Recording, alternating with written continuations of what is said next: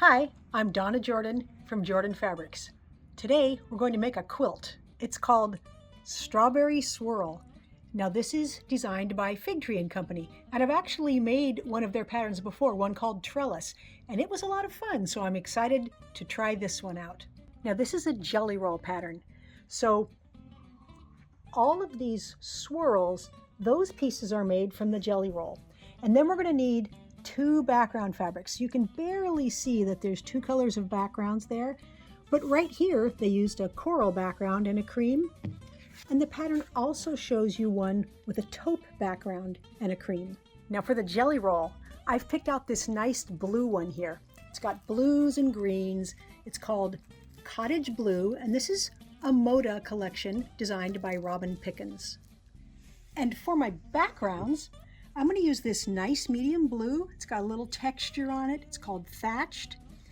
And then I'm going to use this solid cream, and that's all we need.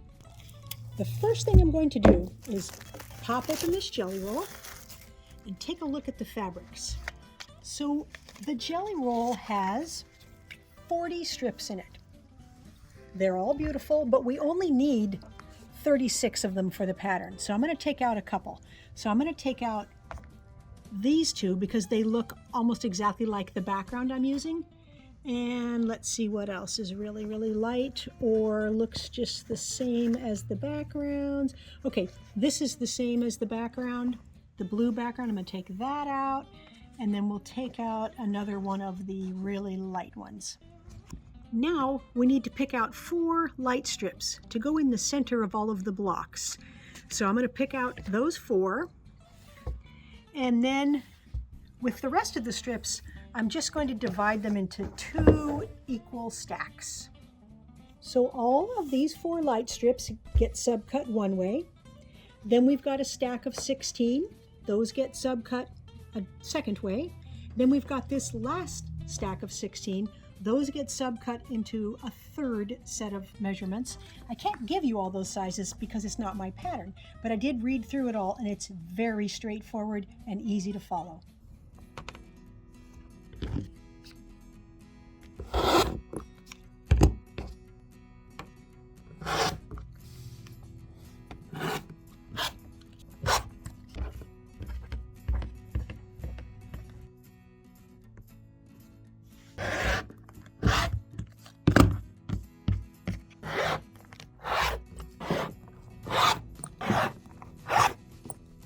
These are all the pieces we need from our jelly roll strips.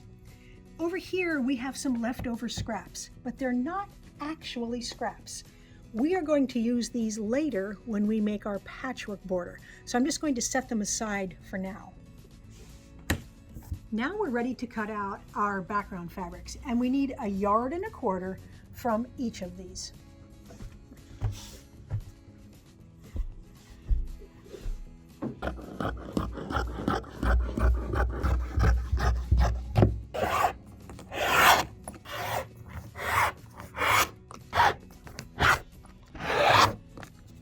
Okay, I have everything cut to make all of the patchwork, but we're going to pull off everything we need to make just one block. We're going to make these one block at a time.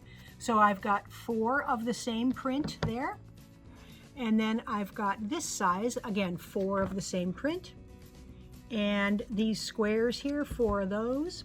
Then for the background, let's start with the light background here. We're going to need 8 of these pieces, and we're going to need 8 of these pieces. Our first step is to take all of the squares, the background and the printed ones, and we are going to iron these in half along the diagonal. So I'm just folding it in half so all the corners meet. And then I'm just going to press it a little bit. I'm going to use a little steam. And that way, this is the shape we're going to need, and the ironing makes a nice line that we can use as a guide for when we stitch.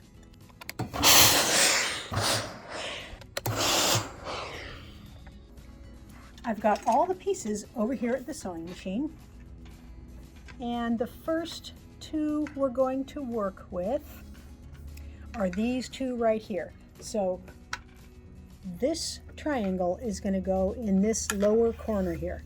So I'm going to line up the edges here, and then I'm going to open it up, and I'm going to stitch right along that fold, or maybe a hair to this side of it, a hair towards the far corner here. And that way when you fold it, it'll fold right along the fold that we already pressed. So now everything lines up and it's nice and neat. And you can either iron it now, or you can go ahead and just trim off these back 2 layers, because we already did iron it, so it's pretty flat and pretty rectangular there. So I'm going to do that with the other 3 pieces here, so we'll have 4 that look exactly the same.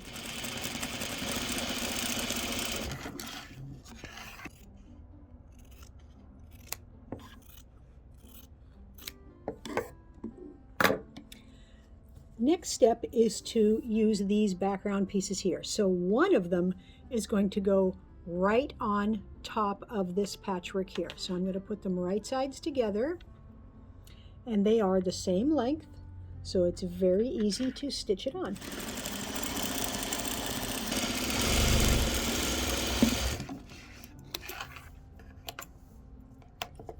I'm still not going to go to the ironing board. I'm just going to open this up and finger press. So I'm just going to open it up and pull my fingernail or the pad of my finger right down that seam. Now we're going to take 4 more of these background pieces, and we're going to stitch this right here. The easiest way to stitch this is from the other side. So I'm just going to flip it upside down, because now I can stitch along here and I can see right where to stitch, so I don't stitch over the point in that patchwork. So I'm going to line everything up.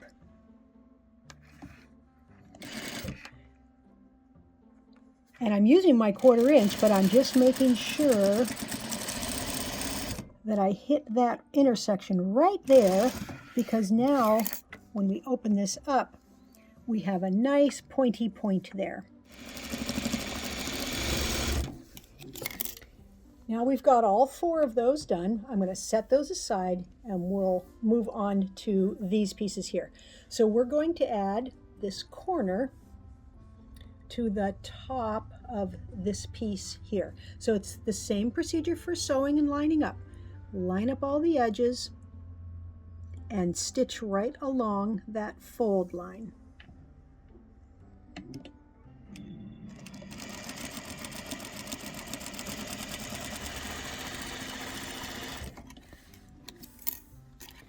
Now we can trim off the excess here on all 4 of them. So I'm still leaving that 1/4 inch of seam allowance. So we've got the same rectangle that we started with. So all of these now get this printed triangle on the opposite corner. So we're just going to put this one here and open it up. And of course, I'm going to pick this up and spin it around so I can stitch from this area down. It's easier to stitch that way, and we'll stitch all 4 of those.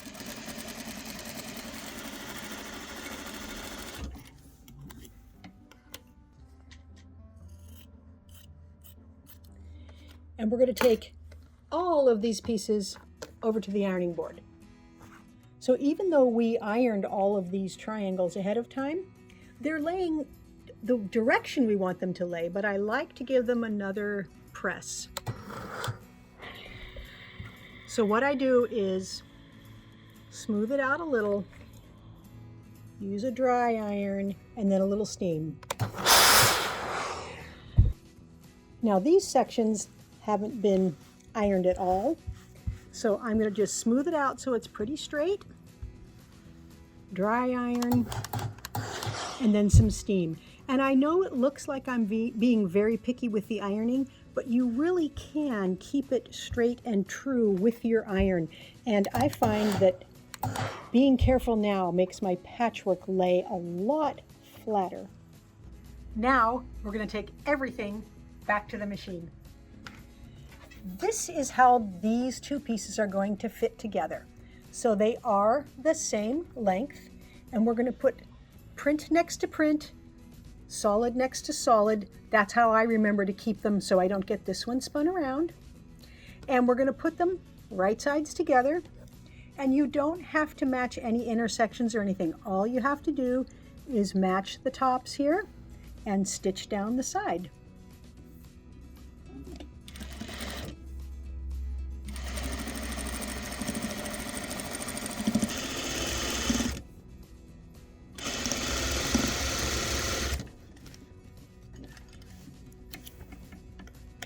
Now, I'm not going to take these back to the ironing board because we just ironed them and they're pretty darn flat. So I'm just going to finger press this. So I'm going to press towards most of this light color because those are both light and nothing is going to show through there. So I'm going to press them all the same way.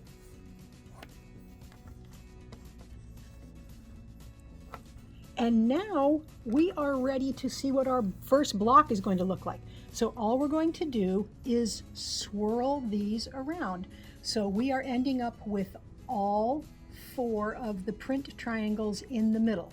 Now it's very easy to stitch these together. We'll put these 2 together and these 2 together, and we'll sew down here. So I'm not going to turn anything. Just going to take this over to the machine, line everything up. And we're going to stitch down here.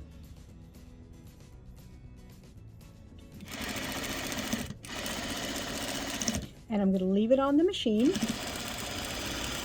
Then I'm going to take my other section and slide it right over. And when you leave it on the machine, it helps you not get things mixed up or spun around when you're making your blocks. Now we're going to finger press this seam to one side. It doesn't really matter which side you do. And then press the other seam the opposite way. And that way we can get the very middle of our block right here nesting, and it'll be easy to stitch together. One last seam. And all we have to match is the middle there.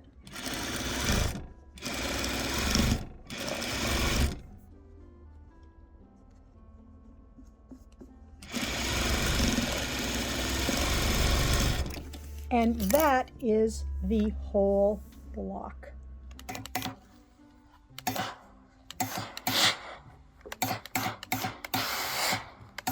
I like to get them ironed nice and flat once all the patchwork is done.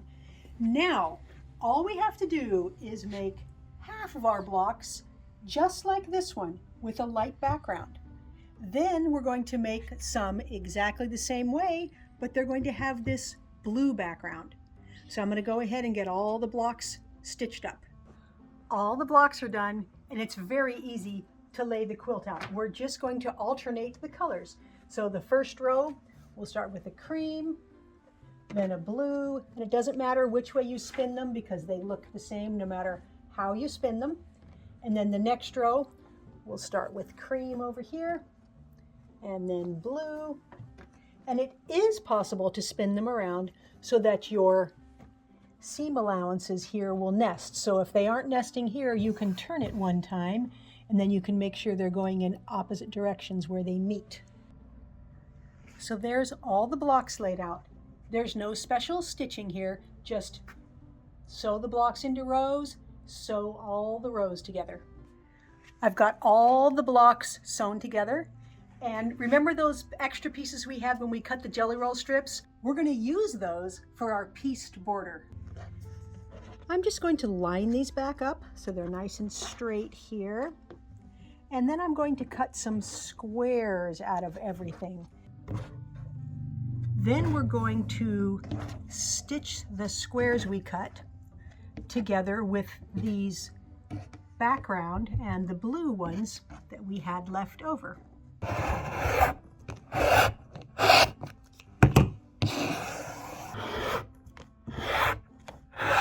Now the pattern has instructions for either a single patchwork border or a double.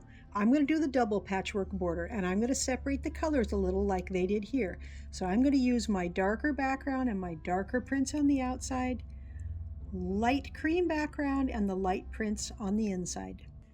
All right, here are the darker ones with the darker background, and then I've got the yellowy chartreuse ones and the aquas here, and those are going to be mixed with the creams. So let's start with those ones. All I have to do is alternate these. We've got a cream and then a print one, and then another cream, and then we'll just pick out a different one here, and then we're going to stitch them into a big long border. So I'm just going to use 1/4 inch seams here,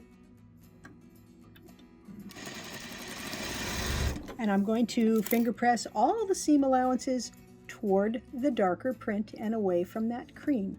So I'm just going to keep adding pieces till it's as long as the pattern tells me I need to have it.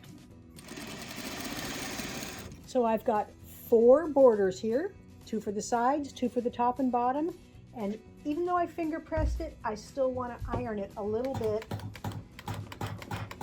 so it's nice and flat. I went ahead and made these outside borders using the same procedure.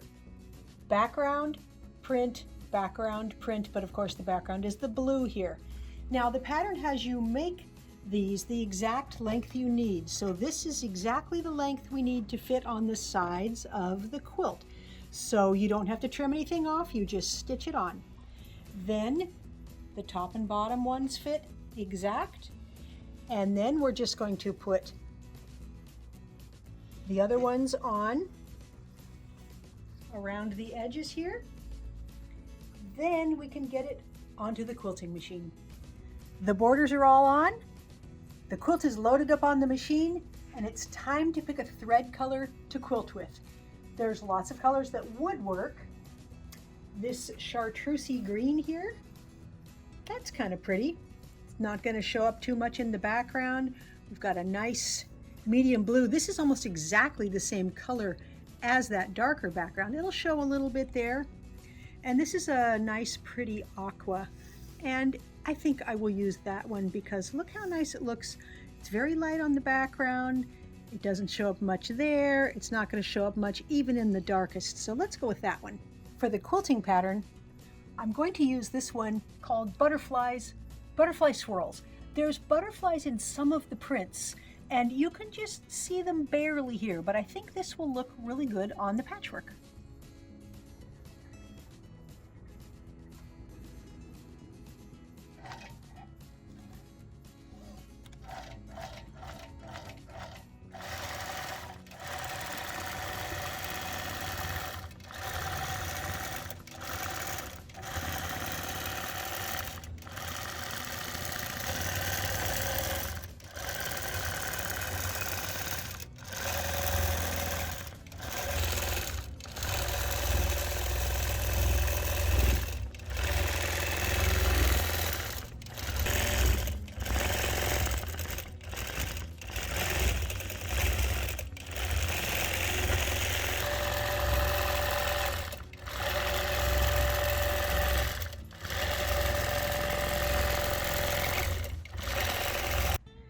I've got the strawberry swirl quilt all done.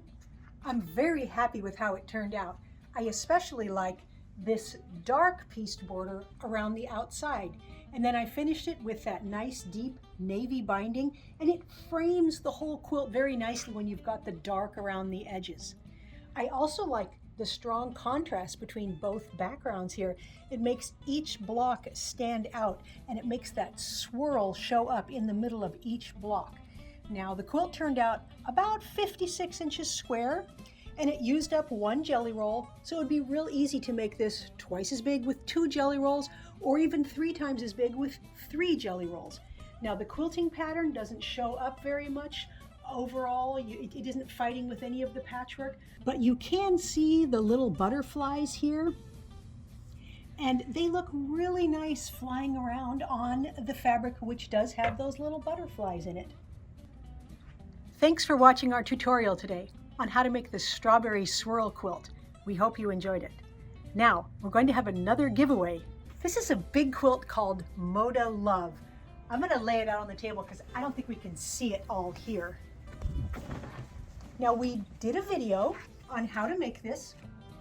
This one is made with layer cake squares, but you can also make a smaller one with charm squares or a really little wall hanging size with 2.5-inch squares.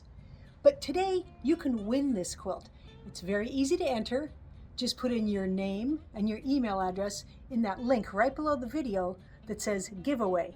And remember, we can send this to a winner anywhere in the world. So good luck. Now, if you like our videos and you want to support us, please subscribe to our YouTube channel. That would really help us out. Happy quilting!